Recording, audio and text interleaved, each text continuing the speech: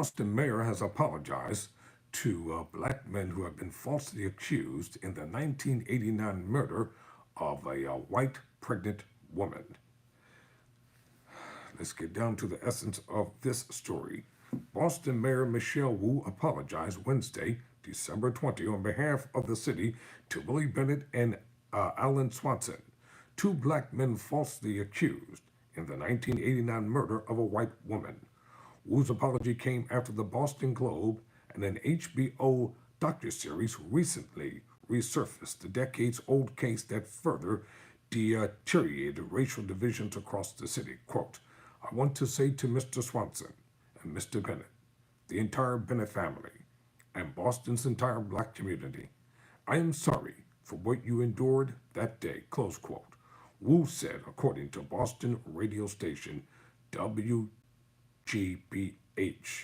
And as you can see, I have a still photo here of the mayor. I'm trying to make that a little bigger if I can. Nope.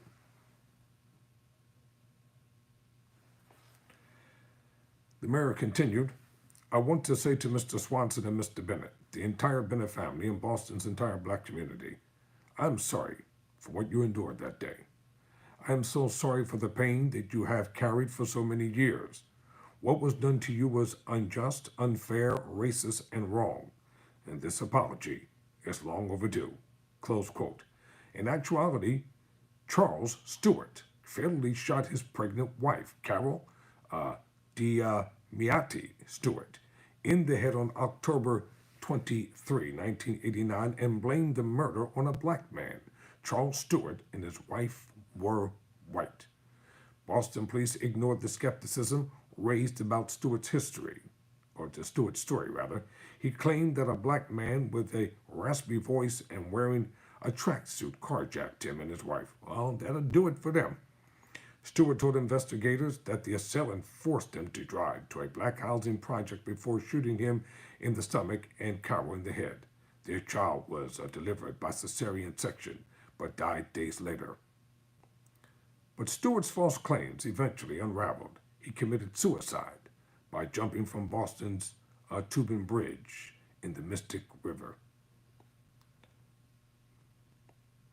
During their investigation, the police went on a rampage throughout the city's black neighborhood for several months to find the alleged killer.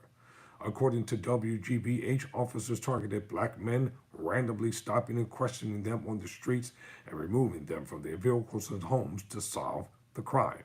Investigators arrested Swanson and Bennett Stewart, falsely identified Bennett as the murderer.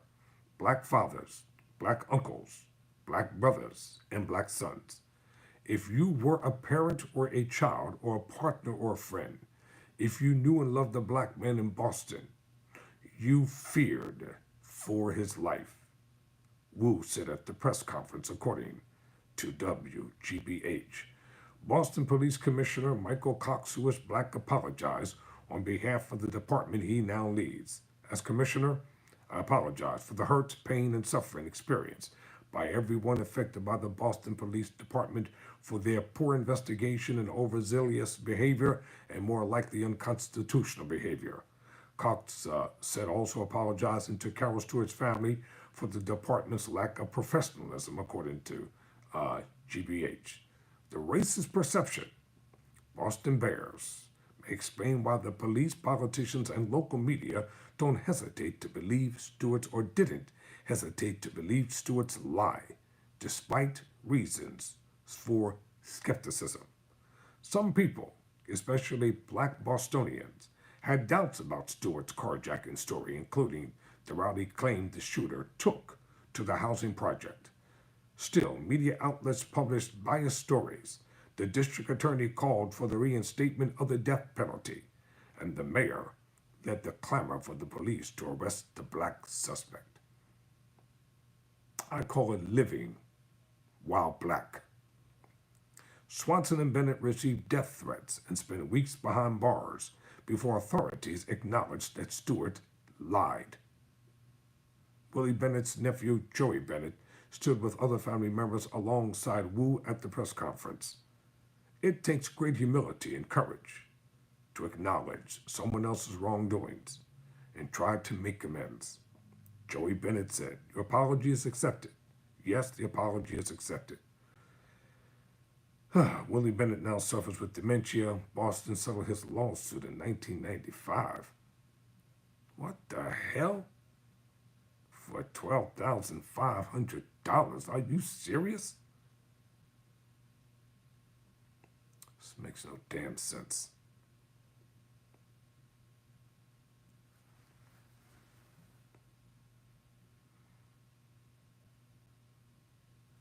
Never surrender. Never quit.